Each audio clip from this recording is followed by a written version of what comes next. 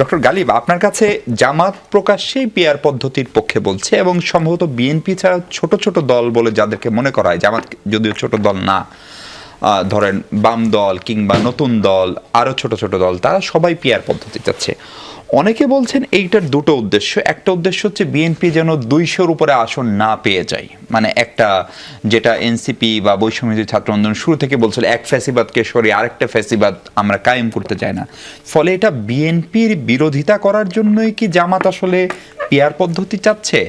আবার ধরেন এটার সংকটও আছে, যদি একজন স্বতন্ত্র প্রার্থী হন, সারা দেশে ধরেন 12 জন স্বতন্ত্র প্রার্থী, সবাই মিলে হয়তো 1% ভোট পেলেন, এই 12 জনের ভিতরে এমপিটা আসলে তাহলে কে হবে, তাদের প্রতীক কি হবে? আমাদের লোকজন তো আসলে এমপি বানাই বিপদের সময় তার কাছে পাওয়ার জন্য, ছেলে বা মেয়ের চাকরিটার জন্য, সহযোগিতার জন্য, তো উনি তো জানেন না যে কে তার এমপি হবে। ফলে এই সংকটগুলো কিভাবে আমরা দূর করব?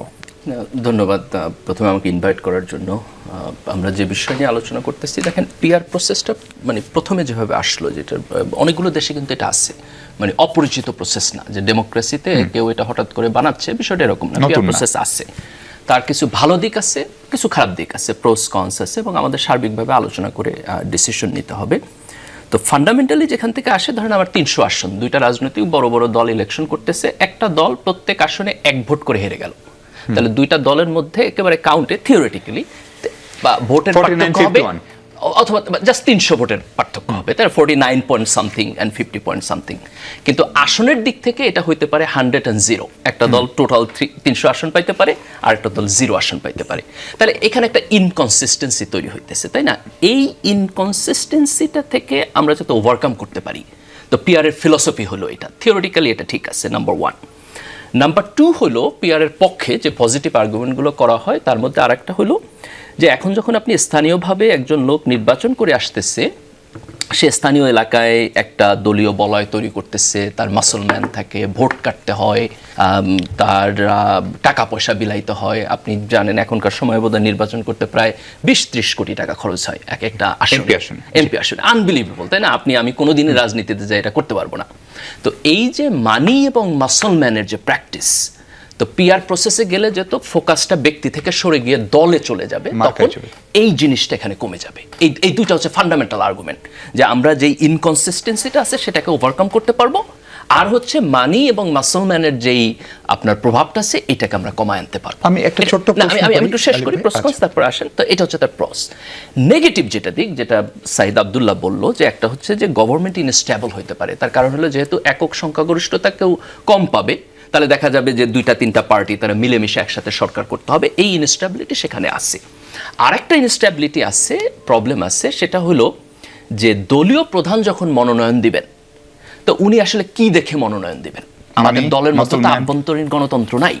আমরা প্রায় মনোনয়ন বাণিজ্যের কথা শুনি। এখন ধরেন যে বিএনপি অথবা আওয়ামী লীগ যখন ছিল, তাদের সামনে একটা মনোনয়নের প্রশ্ন আসতো, সে আগে চিন্তা করতো যে আমি একে যদি মনোনয়ন না দেই, সে কি স্বতন্ত্র দ্বারাই আমার এগেনস্ট ইলেকশন করবে কিনা, হারাই দেবে কিনা। তার ফলে কারো যদি স্থানীয় এলাকায় অত্যন্ত ভালো প্রভাব থাকতো, তাহলে তাকে মনোনয়ন দিতে বাধ্য হইতো। তার ফলে একটা স্থানীয় ওরিয়েন্টেশন তৈরি হয়। আমি যদি পিআরে চলে যাই, তাহলে এটা মেবি হইতে পারে যে দলীয় প্রধানের একটা আনকন্ডিশনাল পাওয়ার তৈরি হবে, এবং অল দ্য ব্ল্যাক মানি যেটা এখন আপনার গ্রামের সাধারণ মানুষের কাছে যায়, that black money can come back to here. এটা হইতে পারে এক্স্যাক্টলি টু দ্য সেন্টার। তো এটার একটা সম্ভাবনা পিআর প্রসেসের মধ্যে আছে। আবার এখানে পিআর প্রসেস মানেই যে একটা একক প্রসেস, বিষয়টা এরকম না। পিআর এর মধ্যে নানান প্রসেস আছে। আপনি কিভাবে ভাগ করবেন, এটা কি সারা দেশের ভোট একসাথে পার্সেন্টেজ হবে, না জেলা অনুযায়ী হবে? আমি যদি ধরেন যাইতে আসন অনুযায়ী করি, তাহলে তো এটা এখনকার সিস্টেম হয়ে গেল, তার মানে ওইটা একটা লিমিট। আবার আনতে আনতে যদি আমি দেশ করি, তাহলে এটা হচ্ছে একেবারে রিয়েল পিআর। কিন্তু আমি মাঝখানেও করতে পারি, আমি জেলাতে যাইতে পারি, আমি বিভাগ অনুযায়ী করতে পারি, এটাকে নানানভাবে ওয়েটেজ করা যায়। এখন এই যে প্রোস এবং কনস, আমার পার্সোনাল পজিশন, অনেকগুলো রাজনৈতিক দল তো আপনার পিআর এর পক্ষে বলছে, কিন্তু আমার পার্সোনাল পজিশন হচ্ছে আমরা যদি লোয়ার কক্ষে এখন পিআর প্রসেসে যাই, এটা টু এক্সপেরিমেন্টাল হয়ে যায়। কারণ প্রোস কনস দুইটাই আছে, যেটা কনস আসছে এটাও আমি অ্যাগ্রি করি, কিন্তু তার পজিটিভ দিকও আছে। কিন্তু এটা আমাদের জন্য টু এক্সপেরিমেন্টাল হয়ে যায়, যে আমাদের জন্য এটা সেট হবে কিনা। বেস্ট প্রসেস হচ্ছে আমরা যদি সংসদের আপার কক্ষ করি এবং আপার কক্ষে পিআরে যাই, একটা এক্সপেরিমেন্টেশন প্রসেস হিসাবে।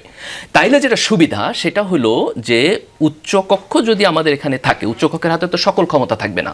উচ্চকক্ষ সরকার ফর্ম করবে না, উচ্চকক্ষ বাজেট পাস করবে না, উচ্চকক্ষে যাবে হচ্ছে আপনার ধরেন কিছু নিয়োগ যাইতে পারে, যে আপনার প্রধান নির্বাচন কমিশনার, প্রধান বিচারপতি, আমরা কিছু সিলেক্টিভ দায়িত্ব যদি উচ্চকক্ষে দেই, এবং উচ্চকক্ষে যদি আমরা পিআর প্রসেসে যাই, তাহলে আমরা যেই নেগেটিভ দিকগুলো চিন্তা করতে সেটা হবে না, গভর্নমেন্টের ইনস্টেবিলিটি সেখানে হবে না, মানে ওই ঝুঁকিটার একটা ব্যাকআপ হবে। এবং সেই ক্ষেত্রে আমরা একটা টেস্টিং পিরিয়ডের মধ্যে যাইতে পারি, ধরেন 2টা ইলেকশন 3টা ইলেকশন, আমরা দেখলাম এটা কিভাবে হইলো, তারপর যদি আমরা দেখি যে দ্যাটস ওয়ার্কিং ভেরি ওয়েল, তাহলে আমরা নিম্নকক্ষের ব্যাপারে আবার চিন্তা করতে পারি। জামাতের সাইকোলজি কি, তারা কেন পিআর চাচ্ছে? জামাত পিআর চাচ্ছে, আমি যতটুকু, আমি তো জামাতের মুখপাত্র হিসাবে বলতে পারবো না, আমি সরাসরি জামাতের মেম্বার না, কিন্তু আমি জাস্ট হচ্ছে ছাত্র শিবিরের সাথে, আমার সংস্কৃতির সাথে, এবং অবজারভার নাগরিক হিসাবে আমি তাদেরকে যেভাবে দেখি, সেই জায়গা থেকে যদি আমি দেখি, তাহলে জামাত হচ্ছে ব্যক্তি, মানি এবং মুসলমানের যে প্রভাব, জামাত অনেকটা দলীয় দল। আপনি ধরেন যে আওয়ামী লীগ বা বিএনপির চাইতে জামাতের মধ্যে দলীয় শৃঙ্খলতা অনেক বেটার, এবং এখানে ব্যক্তিকে ফোকাস কম করে দলকে বেশি ফোকাস করা হয়। তাহলে আপনি যদি মানি এবং মুসলমান থেকে এই জিনিসটাকে সরায় দিতে পারেন, তাহলে জামাতের জন্য এটা বেটার হয়, এবং এটা একটা বেটার কালচারও। যদি এই ইনস্ট্যাবিলিটির কোশ্চেন এবং দলের সেন্টারে চলে আসার যে প্রবলেম, এটা যদি না থাকতো, তাহলে আমি পার্সোনালি মনে করতাম যে পিআর একটা বেটার সিস্টেম। এটা নেক্সট পার্লামেন্টে করলে কি সমস্যা, মানে এটা অন্তর্বর্তী সরকারকেই কেন করতে হচ্ছে? দেখেন, এখানে দুইটা জিনিস, অন্তর্বর্তী সরকার আসলো তো জুলাইয়ের মধ্য দিয়ে, তাই না? আসার পরে আপনি এখন দুইটা এক্সট্রিম পজিশনে যাইতে পারেন। একটা এক্সট্রিম পজিশনে আপনি বললেন যে আমার কোনো সংস্কারের দরকার নেই, আমি কিচ্ছু করবো না, আমি জাস্ট কুইকলি ইলেকশন দিয়ে চলে যাবো।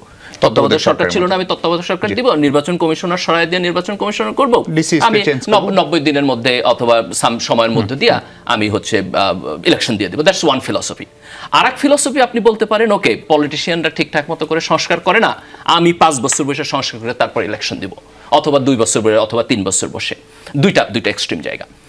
আমি আর্গু করবো যে আমাদের একটা মাঝামাঝি জায়গায় যাইতে হবে। কেন মাঝামাঝি জায়গায় যাইতে হবে? আমরা গত 17 বছর একটা ফ্যাসিবাদী সিস্টেমের মধ্যে দিয়ে গেছি। এই ফ্যাসিবাদী সিস্টেম আমাদের প্রত্যেকটা ইনস্টিটিউশনকে ধ্বংস করে দিচ্ছে, এবং সেই জায়গা থেকে এটা কাইন্ড অফ একটা নিউ বিগিনিং। ধরুন, আমি যদি বাংলাদেশের টোটাল হিস্ট্রি দেখি, আমাদের 91তে একটা বিগিনিং ছিল, রাইট? আমরা হচ্ছে এরশাদের শাসন আমল থেকে বের হয়ে আসা একটা গণতন্ত্র শুরু করছি, সেই গণতন্ত্র ফাইনালি শেখ হাসিনার হাত দিয়ে নষ্ট হয়ে গেল। তাহলে এখন আমাদের একটা নিউ বিগিনিং। এখন আমরা কি করব? এই নিউ বিগিনিংয়ে কি সব কিছু এক্স্যাক্টলি যেভাবে আছে সেভাবে রাখা ইলেকশনে চলে যাবো এবং সব কিছু বলবো ইলেক্টেড গভর্নমেন্ট আসবে? আমি তো মনে করি এটা ভালো জিনিস না। তার চাইতে আসেন আমরা আলাপ আলোচনা করি, যে কারণে অন্তর্বর্তী সরকার আসছে, আমরা কেন তত্ত্বাবধায়ক সরকার করি নাই?